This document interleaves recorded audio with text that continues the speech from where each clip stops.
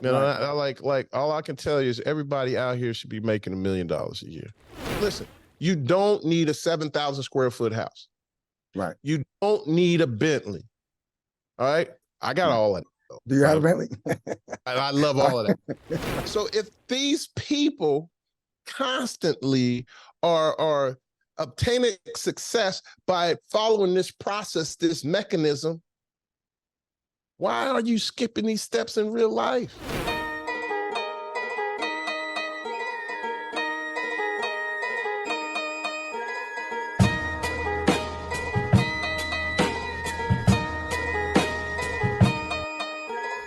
Welcome to In and Out Podcast. I am Eric Geralt, and I have conversations with extraordinary people who have been released from some form of imprisonment to share their stories about overcoming incredible struggle and adversity and taking us on a journey of how they achieved great levels of success. Today, I've got Mike Ealy, my guest, and I want to give you an opportunity to just introduce yourself, Mike, and then we'll start talking. All right. What's up, everybody, man? Thanks for having me, man. Man, simple story, man. I grew up here in Cincinnati, went to school in Tuskegee, and had this entrepreneur spirit, man, and went out there and ended up generating some money. I had car washes, had houses, about 20 houses, and then literally lost it all. Literally got evicted and foreclosed out of my own home, and then became homeless and was couch surfing. And it went from my mom and dad paying my bills again to me paying their house off. And then I went literally from broke to millions, and I wrote a book about it, From Broke to Millions. And now we do apartments, hotels, and developments all over the world. Well, not the world, but the U.S. Wow. Okay. Well, I want to focus in on where you're at now to start with. So you say you went to millions. Is that like 7-figure, 10-figure? I mean, 8 figures, or what is that like when you say million? Let's see, 6, 7, 8 figures. 8 figures. 8 figures. Okay, so we got a legit multimillionaire. So how many properties do you own? You said you have hotels, right? Yeah, so I got 4 hotels. I'm building a 5th one in Sarasota, Florida, downtown prime. That's a $120 million project. Then I have about 1,500 units at any given time because we flip in and out of those apartment buildings. 12 to 1,500 units. Yeah. Wait a minute. Hold on. Let me back up. Because this is a lot. Like, okay, so you say you have hotels. What size hotels are these? You said you're doing a 5th one in Saratoga, Florida. Where are the other Sarasota? Yeah, so start off, I got a Marriott Courtyard. That's 140. You have a Marriott Courtyard. I got a Marriott Courtyard. See, everybody thinks that the hotels are owned by the franchise, but hotels are nothing like franchises, like McDonald's. McDonald's doesn't own all their McDonald's. A franchisor buys into it, and they run that and they own it. So on a Marriott Courtyard in Columbus, I own a Staybridge in the suburb of Indiana. I own a Hampton Inn in Scottsburg, Indiana, and a Home 2 in Oklahoma, El Reno, Oklahoma. And then now I'm building a Hilton Tapestry down in the Florida, just outside of Clearwater and Tampa, right down in that area. Wow, that's incredible. And that's impressive. So how does that work? You partner up with the hotels? Can anyone just, like, how much do you have to have? Can anyone basically just, if I had enough money and I wanted to partner with Marriott, how would that work? And how much money would I have to have? I'm gonna tell you, man, doing hotels is probably the hardest things I've ever done. Because I didn't have any guidance. I didn't have a coach. I didn't have anybody that looked like me that did hotels. As a matter of fact, nobody in my family was rich. My friends, my network, they weren't wealthy people. And so I had to reach out to different people outside of me that don't look like me to learn how to do this. But to cut through that's the first hurdle. The second hurdle, even after you want to do a hotel, you can have money Like I know billionaires that had money, right? They got money, and the brand still wouldn't give them the hotel because they're looking for your team. They're looking to see if you got the architect. They're looking for your operator. They're happy that you have money, right? But they want to make sure that you have all these things so that you can operate their brand in the manner that they want. And if Okay, you so don't, how did you get? So you're not a billionaire. You weren't a billionaire at the time. How? So if you say billionaires can have that, and they may choose not to do business with you, how were you able to get your first hotel? How were you able to get to convince the hotels to do business with you? hey man, it's universal principles. Is that simple. And the universal principle is leverage, right? Whenever you want to lift something up and it's too heavy, what you get something to help lift it up for you. You use some type of tool or mechanism, lift it up. Well, I didn't do hotels, but I went to people that did hotels and we Wow. created a relationship. And so that was my leverage to pull me up. Gilbert Young, I don't know if you remember this painting, but where he's reaching down over a cliff and it's He Ain't Heavy. By the way, that was my neighbor and I modeled for that one. And Wow. so every day it reminds me, just you reach out to people and create a network, because your network is your net worth. And in my network, somebody introduced me Wait a to minute. Say that again, because I think that might have went by some people's head. Just say that one liner again, because that's a good one. is your network. All right. So the people you network it with, that's how you're going to grow. Right. Look, Right. like you surround yourself by millionaires, you're going to be the second, third, or fourth millionaire. It's just Right. how it works. Your whole mindset, your thought process, like you become cohesive in what you do and you get clarity on where you want to go. So then you create this conviction and then you take action. So how did you meet those people? Because you said you reached out to other people that were already doing hotels. You got to get in the room. You got to get in the What rooms, room? man. How? I'm the how guy. Tony Robbins is the why guy. I'm the how guy. I want to know, because I want to get in these rooms, because I've got a couple of properties, but I want to get in those type of rooms you're talking about. And I'm sure there's a lot of people that want to get in those type of rooms. Great about it now, man. Back in the day, man, it was the good old boy system. If you didn't grow up in that neighborhood, or you didn't go to a school and meet this guy, you weren't getting in. But now with social media, man, you can join all these different communities and these social platforms that they accept you, look like you, or think like you, and you don't have to have any status. Right. So you would say there's more opportunities now, at least for people that look like us, than there were when you started. Everybody. I don't care what you look like. I don't care what your background was. I don't care. I know you focus on people in and out of incarceration. Man, most of my buddies I deal with all roll with me. At one point in time, I helped them to look at things a different way. One was for burglary, another one 4 or 5 felonies for moving marijuana distribution, like pounds, with the Mexican mafia. Like all those cats went legit. Embezzlement, they all legit, because we showed them how to do some real estate. Are they legit working for you now? Are they partners of yours? My partner Nate. Okay. You in and out of prison, an alcoholic, the dysfunctional family. But he had a drive that he wanted to make it. And I didn't think nothing about it. But when I met him, I just started feeding him. I was like, man, read this book, The 1 Minute Millionaire, or the 1 Minute Millionaire. Yeah. Wow. I'd like to look into that book. Just gave different books on what to read and thinking differently.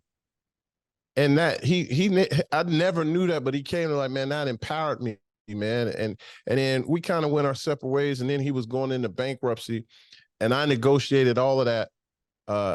Him while he was going through bankruptcy, I got him out of all of that. And we were able to buy the mortgages and the properties at a steeper discount than what he paid for, and then paid all his investors off. Wow. And then got back together and we've been rocking tighter ever since. So he's in the real estate also now. Oh man, he's crushing it, man. Nate, you can find him at what is that? Burr Invest. The Burr Invest. This is a Facebook group. Over almost 300,000 members.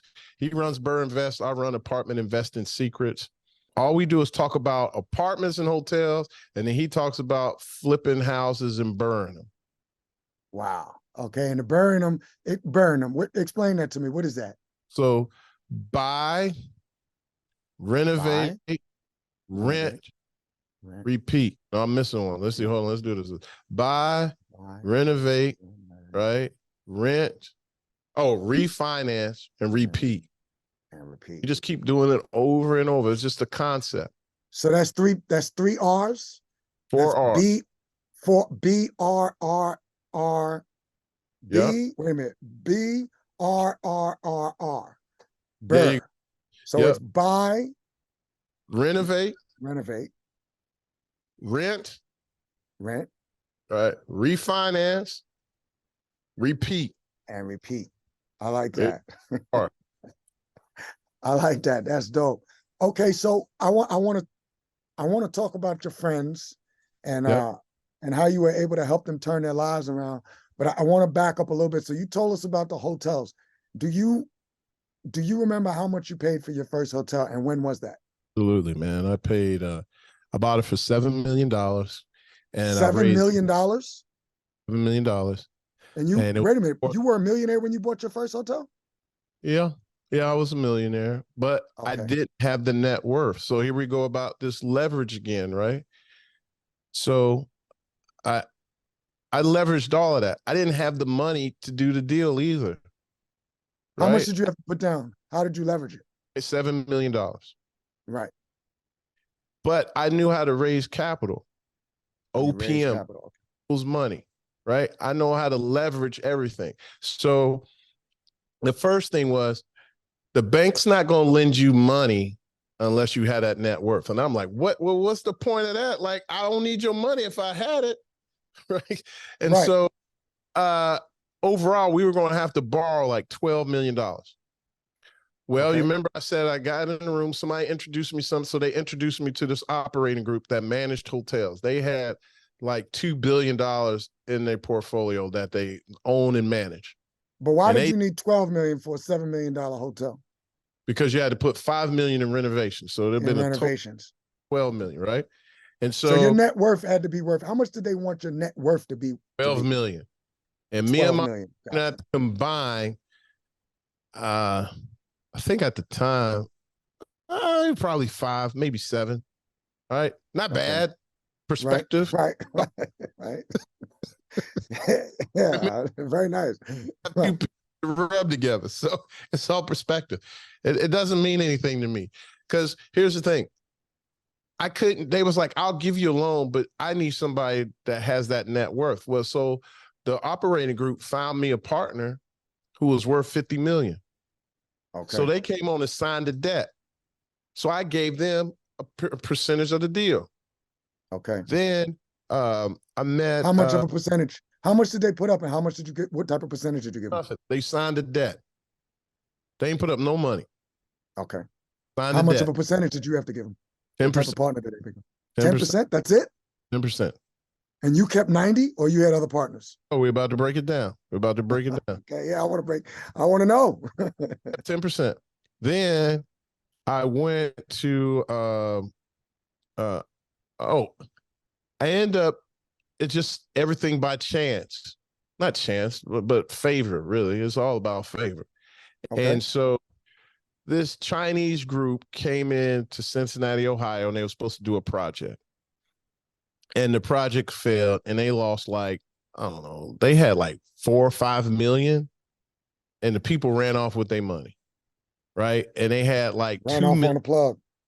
Yeah, and they had 2 million left. And the crazy thing, I knew all the people that was involved. It was another Asian group talking about EB.1, and that's another story, but it's the way you can raise capital and people get green cards and visas, right? And so these guys literally ran off with their money. Like, I knew they were crooks.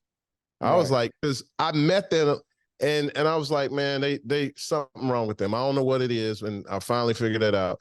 But the bottom line is they sold a property. They were able to get $2 million back. And it was so hard to send money from China like that. It don't work like that. If I could get money out of China, I don't need no more money, bro. Like but I can't get it out. Okay. Why? Because the U.S. just won't make it. They don't make it that easy for you. China won't let U.S. money come to the U.S. and kind of vice versa. Okay. Vice and versa. So they end up having $2 million here. And they said, look, Mike, I'm going to invest with you. So they already did one deal with me on an apartment deal, and I made them money. And they was like, look, I'll invest another. So they end up giving me 1.1 million. And then I had another friend that I worked with. He got his mom and another friend to invest. So they end up combined giving me $700,000. So between about 4 or 5 people, I raised $1.7 million and I bought my first hotel. And I had this person, and I didn't have the net worth. I didn't have the capital, but I leveraged the team together. You leverage. So that's the name of the game for you. Do you still do a lot of leveraging as you grow and as you scale up, or do you use no way your own I money? would? If I did everything by myself, I wouldn't be on this call with you right now. Wouldn't be possible. You wouldn't have the time. I would look. I didn't even have time to set up. I had to have my man like, look, I'm coming from a meeting. I need you to hook that up so when I get there, everything's ready to go and we can chop. And then we get off of this. I'm on some other meetings, but you gotta have a system, and that's the only way you're gonna scale up. Like doing it all by yourself, that's dead. Like that don't work. Like that's not how you grow. That's not how you get money. You know, the money's here for you. Like it's just. You got to get out of this mindset that it's limited. There's only so much money, but yet you're supposed to live in abundance. Wow. And when you get into abundance, man, now your cup overflowing. And so even with your cup overflowing, you only take so much for you. And you save and you take care of your family. And then now overflowing, that's when you give to your community. That's when you give to a certain charity. You give to certain groups. You give to certain causes. Right. So you also give a lot of charity. And I believe in that also. But so I guess I want to ask you, like, so do you believe in the theory basically, or the belief or the blessing that like the more you give, the more you will actually receive? Look, those are biblical principles, and it's universal through the Quran, through the Torah. You know, all of them believe in giving, but even the Bible tells you you got to plant your seed in good grounds, right? And so, but for me, I just donate. I'm not saying all the time, but I donate in multiple ways, not just giving back to my church. But I'll share the first time I gave to the church, but I give to my church, I give to my community when I can, but even me going out here and creating developments and creating projects, that's still me giving. That's still me giving. Right. Because I created jobs for other people to take care of their homes and then they give. Right. So we're constantly being a blessing, but that's what you were here for, to create. In the beginning, God created the heavens and the earth, but before it started, it was dark and void. But after the 7 days, he created everything, right? So here's the key thing. Number one, when he first started, it was dark and void. So what they telling you right there in the scripture is telling you that, look, before you get started, it's going to be darkness. It's going to be problems. You're going to have issues. You're going to have disruption. You have this every time, disruption follows intention.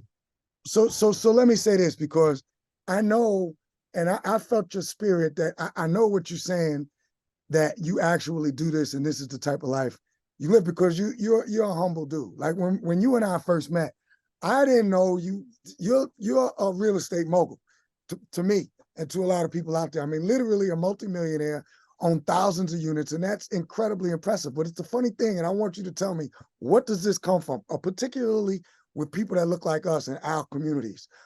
Like you didn't have to sit down and have this conversation with me, but I super appreciate you for doing it.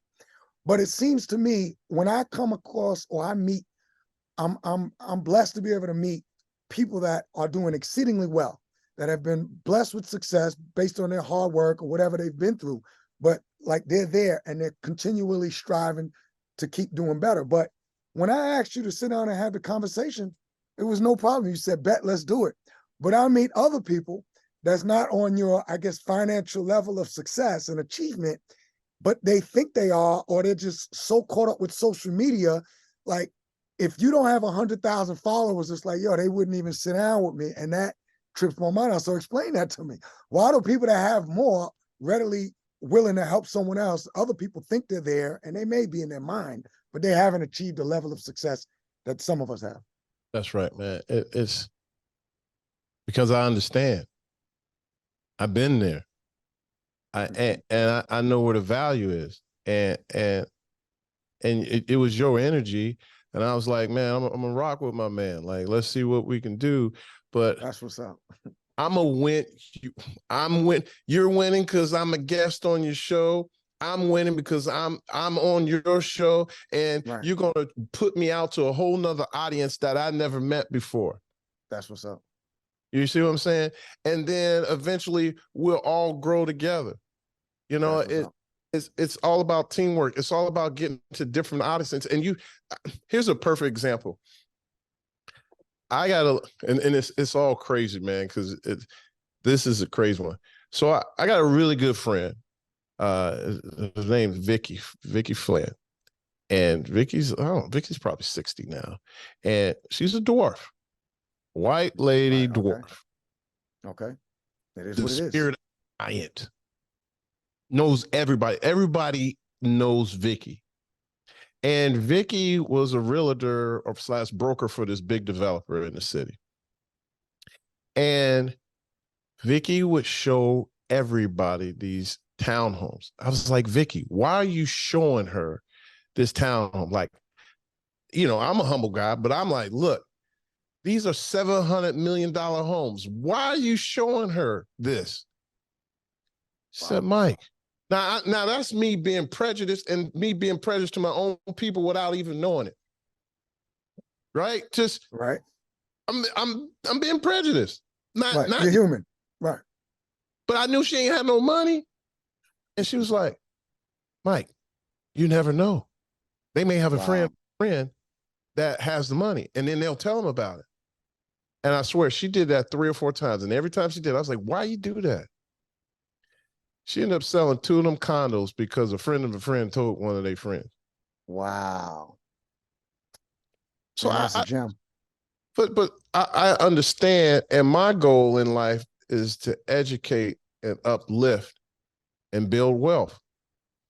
That's your goal in life. That's one of your goals in life. How long have you had that goal? Other people, I don't want to be here by myself. But like, it ain't fun when my friend, like I don't want to be hanging in the up here all by myself, hanging in the private jet. I want my other cats to be rocking with me, man. But we all got to get money. I don't want to do developments with all these other people that don't look like me. That's dope. So let me ask you this, Mike. Outside of your personal friends and your personal circle, like, what type of plans do you have to help people, like, learn about financial literacy or financial empowerment or being able to leverage or, you know, basically being able to do what you do? Do you have any plans in mind to where you can actually teach people on a large scale? Yeah, so we do that now. We teach people. So you can join our community, Apartment Investing Secrets.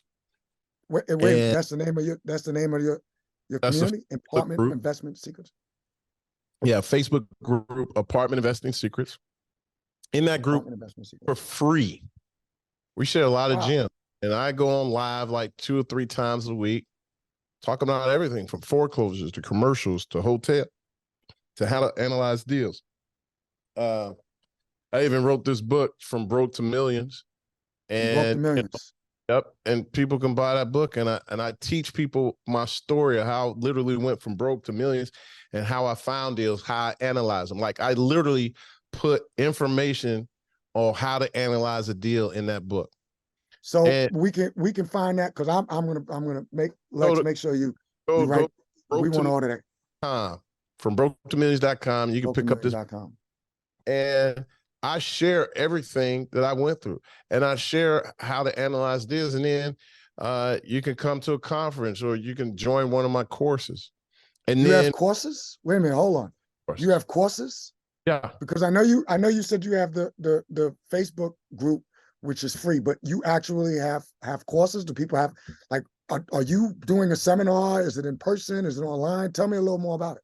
So we got modules that we share. Okay. It's like 7-8 modules: how to raise capital, how to analyze apartments, how to analyze hotels, how to raise capital, the documents that you need, how to look at a PPM. A PPM is a private placement memorandum. And in that's where people invest, and it discloses what shares and ownership people have. So it gets a little deeper when you create like a LLC, a EIN. Well, this PPM is your deal, and it explains all that information in there. And we teach people how to create it, how to read it, and how to get your legal team.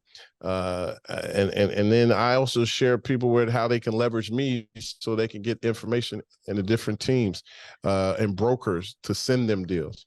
How do people find that course? What's the name of the course? How much does it cost? I know I shot a lot of questions at you, but those are the things that's making my mind go. And I know a lot of people probably want to know, how would they get to your course? Because that sounds incredible. People can get the book, but I guess the course, it's more instructive, or like? Yeah, it gets more detail. You get 6 coaches a week. I got 6 different coaches, and you get on a call with everybody once a week, include myself. So like literally after I do this, I jump on a call with my students. Wow. How long is the course? A year. A year. So a year?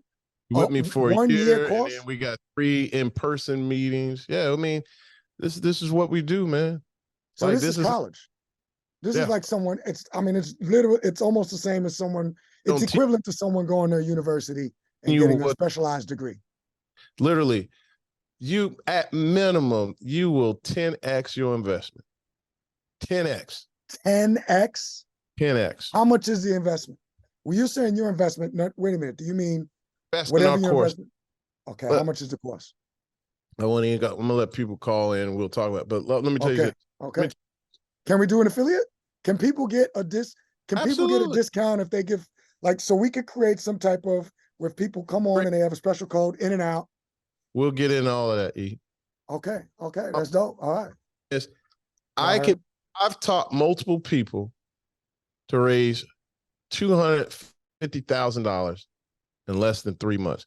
I taught people how to acquire 300-400 units in 3 months. I got 400 units in 3. That must be buying apartments, complexes. Yeah, I taught people.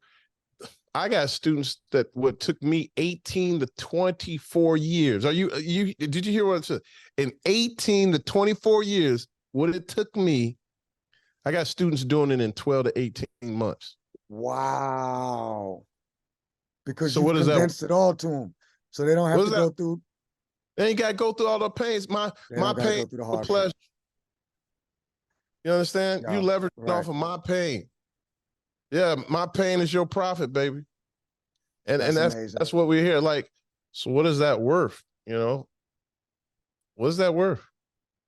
I like all I can tell you is everybody out here should be making $1 million a year.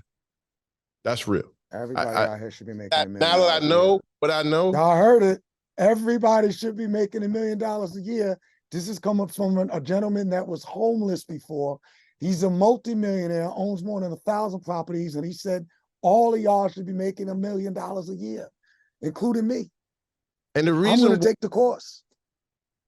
Look, I want you to take my course, but maybe real estate's not for you. No, for everybody. I'm in. It's for me. It was my path. But what I'm saying, there's so much out here now. If you get the right mentor, guys, there's no reason why you can't grow. See, like I like to share a story. Like, your life is like a blockbuster hit movie, right? Dope. The main character is played by an actor or actress that get paid millions of dollars to portray that role, right? And so there's 7 pillars, there's 7 steps. So in every movie, there's a main character or a hero. Well, that main character hero is you. That's you. And that main character hero, they got a problem or an opportunity. Right. And then with that problem or opportunity, they end up meeting a guide. And that guide gives them a plan or a call to action. They teach them how to avoid a failure, and then eventually move on to victory, to success. Wow. Every blockbuster hit movie is based off of this. Now I'm gonna show my age a little bit, but like Star Wars, you remember Star Wars? If you don't remember Star Wars, Rocky, it don't matter. Right. Luke Skywalker, the main character hero, had a problem. The problem was the Empire. And so then he met Obi-Wan Kenobi. And then Obi-Wan Kenobi said, use the Force. The mentor gave him a system, a mechanism so he succeed. And then he gave him a plan and a call to action. And his call to action was defend the rebellion. And because he had the lightsaber, he had the Force, he was able to avoid failure and move on to success. Wow. Rocky, the same way, Rocky didn't know how to fight, wanted to fight. Found Mickey. Right. Mickey was his guide, his coach. Even Apollo became his coach. Right. The skill taught him the eye of the tiger. He avoided failure and went on to success. Like, this is a never-ending story. So if these people constantly are obtaining success by following this process, this mechanism, why are you skipping these steps in real life? This system is with your life. So if a guide is going to help you avoid failure, why are you not using a mentor? Why are you not getting a coach? And I don't want to hear about you can't afford it. Listen, if you make $1 million, let's say this. What do you make? Don't you got to tell me, but what you make a year? All of y'all, everybody listening, what do you make a year, okay?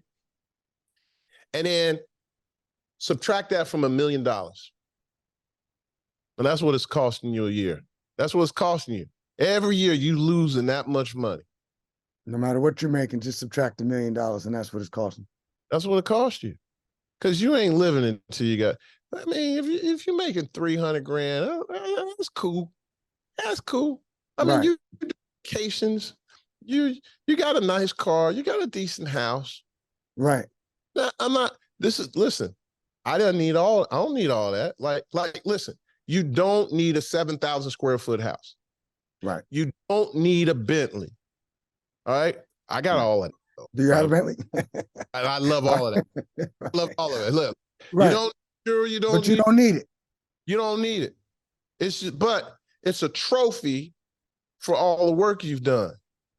Right. But that's still, you still got to become this, you got to have that character. You got to develop that identity. You got to be able to identify with yourself. See, so many people are dealing with their circumstance, and the circumstance is nothing but a circle that they stand in, and they constantly looking at their address, but the address is where you are. It's not where you're at, but you must identify with who you are.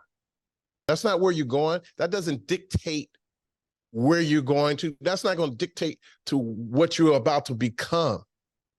Got it. Current circumstances, just the circle you standing in. That's right. That's right. I like that. And everybody's looking at these mirrors, this opinion. Somebody else's opinion doesn't define you. That's right. That's right. So let me ask you this. If people take your course, you're basically, to use the Star Wars analogy, you're Yoda. That's right. You're gonna give people the Force, and they're gonna be Luke. There you go. They're gonna turn into a young. Teach them how to use the Force. That apartment hotel Jedi, baby. Man.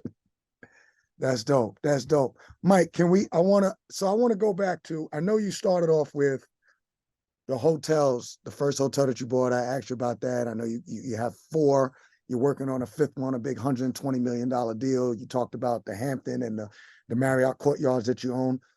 So let me ask you, so when you bought that hotel though, you said you was worth maybe between 5 or 7 million. For most of us, we've never reached those numbers, but we will, but most of us might not be there now. I'm not. That's right. And I imagine a lot of y'all aren't either. However, so what did you get into before you was at the hotels? What did you before you got to that five? That's what I want to talk about when you didn't have a million. Go all the way back. We go all the way back. So I graduated in electrical engineering, but throughout that time I was doing concerts and parties. And you was a promoter. I was a promoter. Had a big show down in Alabama, and literally I had what part of Alabama? Tuskegee, Alabama. Okay. I had this cow field, and it was called the Spring Fest, and we called the Players Picnics, Players Ball. I had Outkast, Too Short. Who else I had? Uncle Sam. I mean, I had some Goody Mob. I had all them cats come down and perform at one time. That I had Alltel Mobile, which is like AT&T at the time, and Coca-Cola, Miller. They sponsored me. But that didn't work out. Like, I mean, it was great, but I make a lot of money. I made some money, and then I started making more money, and then I lost it all. And then that's when I started. So this was before This was before homelessness. The promotions and all of that. Yeah, I went after my dream. So after I graduated engineering, I just traveled for about 2-3 years doing concerts and parties. Where did you might have said this before? I'm not sure. So forgive me if you already told me, but did you go to Tuskegee Institute for Engineering? Is that where you graduated from? University, yeah. Okay, and that's Tuskegee University, excuse me, for engineering. Institute back in the day, but that was long. That was in the 1800s. Okay, but that's why you were doing promotions in Alabama, because you went to school in Alabama, so you knew a lot of people in Alabama. I was doing parties here in Cincinnati and Alabama. Dope. Oh, dope. So when you were doing the promotions, were you already graduated from Tuskegee? I started doing parties, I think there my sophomore year. Okay. And then my players picnic started getting really big. And so I kind of hung around between Atlanta and Nashville and Cincinnati doing concerts and parties for a while. But, it didn't really work out. And I was like, man, I need something steady. Because either in concerts and parties, you either win and ain't really no break even, brother. Like, if you break even means you lost. Instead of losing everything, you lost a couple of thousand. Okay. And so, but I always read this. What really did it back when I was 16 years old, this is really what changed my life.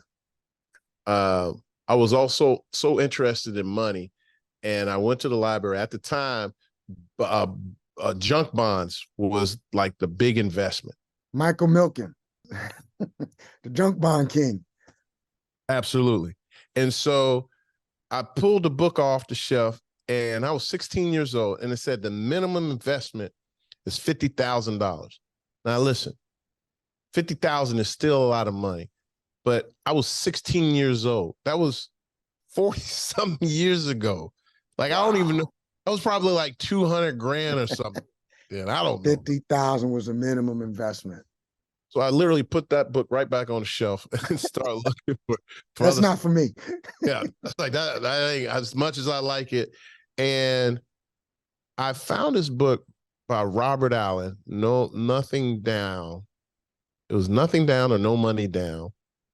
Okay. It was and I like to say it was idiot proof. Like, I could read it, and I hate reading. Like, I'm a man. But I picked it up. I sat down and literally read half the book at the library right then and there. I was not a reader. And I was like, that's what I'm going to do.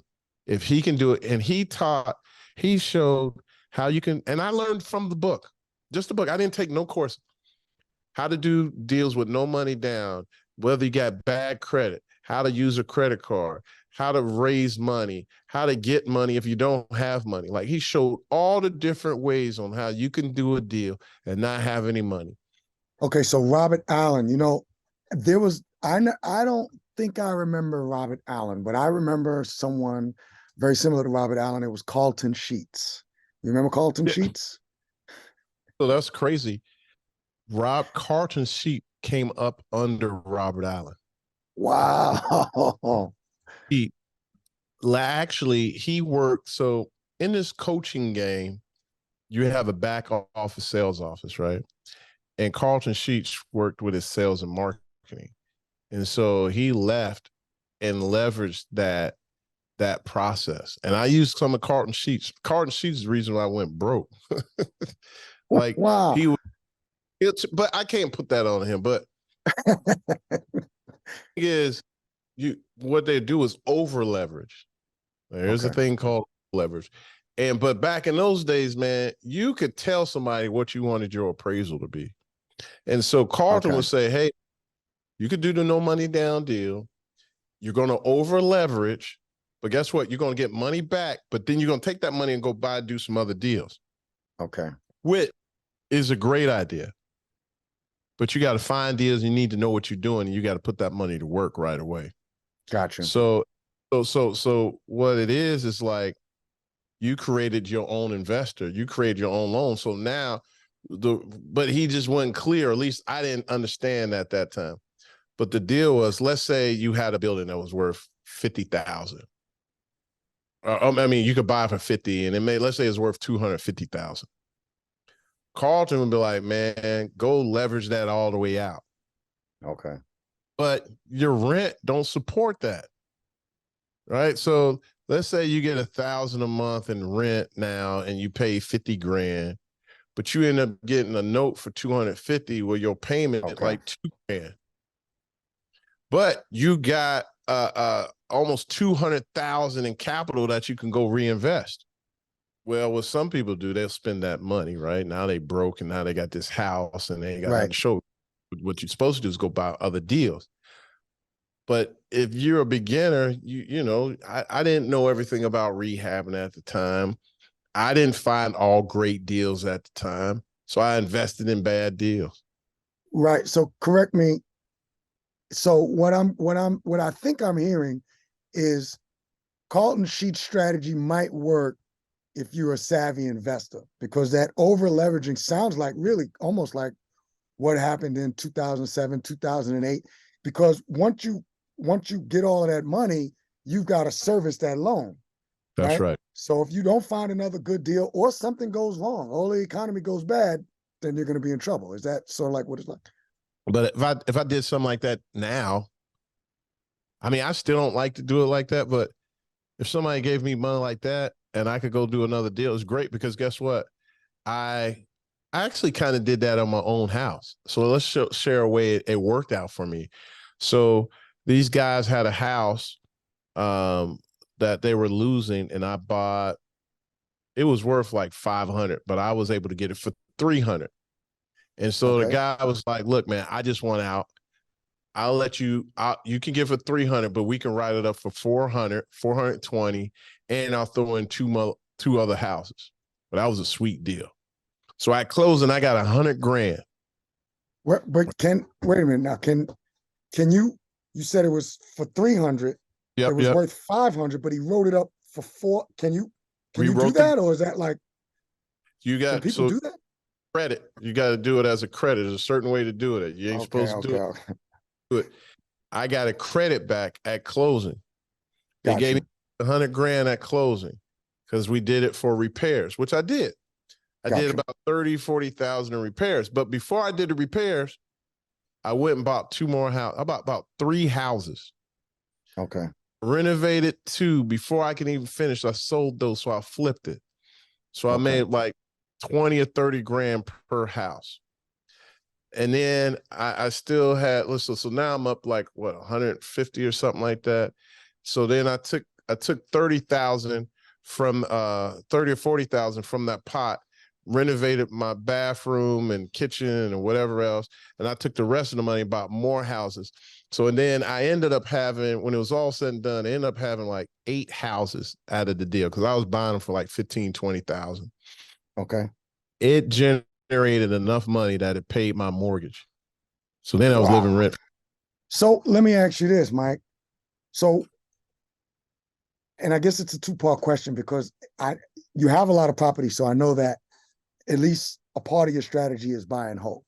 But like when you said you sold 2 houses at the time, you flipped them, you made 20, 30,000 each house, and then you went out and you bought more houses. So when you're doing stuff like that and you buying and you flipping and you making profits, what has the government got to say about the 20 and 30,000 that you made on each house? Do you get hit with capital gains, or do you have a way to like where you don't have to pay so much on capital gains? Yeah, I mean, so you got to pay on the gains, but I had different write-offs. I had a different accounting, like a account that understood taxes. Okay. So literally, man, I wasn't paying any taxes, man, because the way there's depreciation, there's the write-offs that we're getting. I buy a vehicle, I can write that down. My office, I had interest, I had construction costs.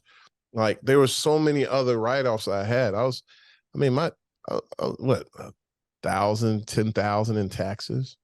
Got you. All right. So let me ask this. So, and I'm backing, I know I'm jumping all around, but I know you were speaking about earlier how you had initially got into promoting. Would you consider that your first business, or was that just one of the things that you was doing to make money? What was like the first business that you started outside of the promoting, or do you consider that your first business? I was delivering newspaper when I was in sixth, seventh grade, and all my jobs were like contract jobs. I never only had one. No, I had some jobs. I worked at Burger King and I worked for this electrical construction company. But man, I really been on my own since I was 26. Like I don't know. I got 26. I pretty much got fired from every job I had or laid off. Why did you keep getting fired or laid off? What's the deal with that? You didn't like working for someone else, or what is the deal with that? I just did things different. Like I thought differently. Like I know this is crazy, but when I worked for the electrical construction company, and I had a great relationship. Like he was my mentor. Like he taught me a lot, but I just did what I wanted to do. Like I was in charge of I was the purchasing manager and a project manager. So my job every morning, I got all these journeyman electrical foremen reporting to a job, calling me in the morning, order material. My job is to make sure the material's ordered, and then I get my delivery guy to deliver it, pick it up, and deliver it to him. Right. Okay. So back then, the pagers and the phones started coming out. So my journeyman foreman would get to their job sites by 7:00. So they call around 7:00. I didn't want to get out of bed that early. Right. I was a little ahead of my time. I was just like, man, they paging me. They call me. What the hell I need to be in the office for? I ain't got to be in the office. So you felt you could just make your own rules, right? I was making my own rules, but I was ahead. I was too early. Right. But now you're really making your own rules and nobody can fire you. And then, but they used to be so mad at me because I just always did things my way, but it was effective, but it didn't fit in the box. Right. Right. And I'd like to this day, and he just passed away the last 2 years. So I can't really say if he fired me or laid off, but he just told me like, it's probably time you find something else. So it never was get the hell out of here. Just find something else. Right. So you kept a cool relationship. Now let me ask you. So you was delivering newspapers you said you was in the 6th or 7th grade? Yeah. Yeah. Did you what type of household did you grow up in? Did you grow up with your mother and your father? Did you have siblings? Yep. My dad was both in the house. And I mean, it was cool. I mean, we were middle class. I mean, my mom was a teacher.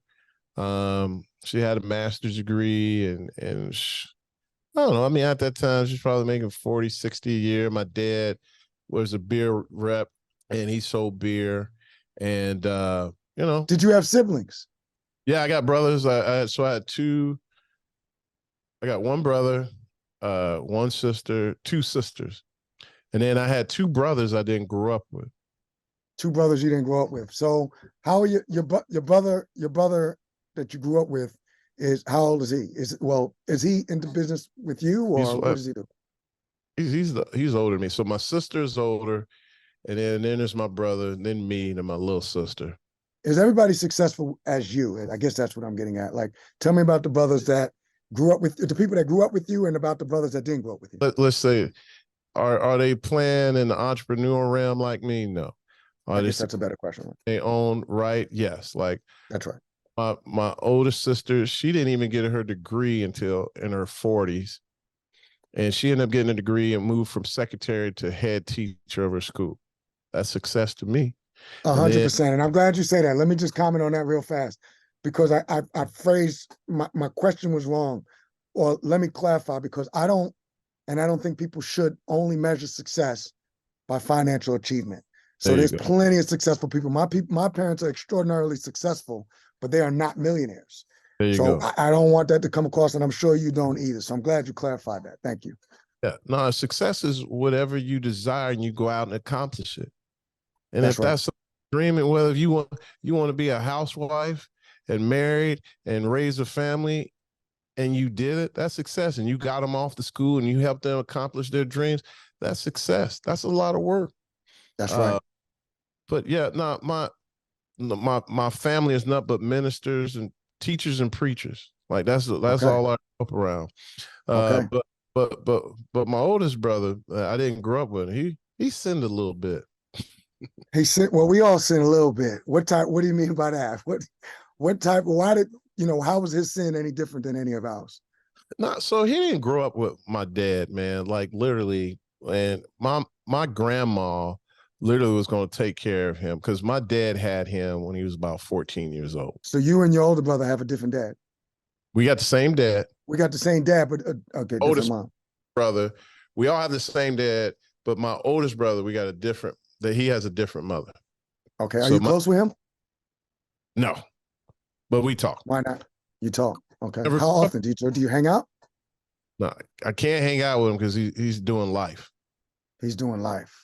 Yeah. Wow. Like life in prison, never coming home. He may get out because I think that life was 30 years. Okay. And we did a little work to get him less than that. But, they were going to give him the chair. And we were able to. What was his crime? What was he convicted for? Murder. Killed his wife. He had a little temper, man, and he'll just grab something and just start shooting. And he shot his wife, and all the kids were home, and man, kids ain't been straight since, man. It's been rough. Yeah, that sounds like it. So do you I guess, do you keep money on his books? Do you make sure that he's comfortable as he can be in there? My pops passed away, and we told him we'll take care of that. Like I told my dad right when he was about to leave, man. I said, look, man, I'm a simple reflection of you. And so, I'm gonna take care of everybody. So don't worry about it. You did what you do, you check out of here, life is good. And you just focus on you. That's what's up. I like to hear that. So we got a few minutes left. I want to say this. Your story is too extraordinary and too incredible and too expansive for us to have been able to just cover that in an hour. I do have two last questions that I want to ask you, and we can jump into that, but I also want to give you the opportunity to be able to, tell people once again how they can find your course, where they can go to find your course. And hopefully you'll make me a promise that you'll give me the opportunity to bring you back on sometime in the future. We're gonna run this back, man, because I gotta jump out of here. We got a lot of talking to do, man, and I want your audience, your crew, to get to a whole nother level, man, because there's something there they need to identify and see where they really supposed to be, because they are the great I am, and until they realize who they are, they'll never be who they meant to be. You understand? Right. So, look, man, you can find me at Instagram, Mike Ealy, Nassau, Facebook, Mike Ealy, where else? LinkedIn, Mike Ealy. And, but, it's easy to go to Facebook group, Apartment Investing Secrets. Okay. All the information on how you can get deals. And once you start feeling comfortable, man, you come take a course, or you can come check out one of our live events. and we would love to see you guys there. All right, all right. I like it. That's what's up. That was dope. We appreciate you. There's Mike Ealy. You know where to find him. You know, he told you each and every one of us should be making at least $1 million a year. So let's get to it. Go find Mike Ealy and check him out. All right, Mike. Really appreciate you, man. I appreciate it, brother. Talk to you All right, soon. we'll talk again. Peace.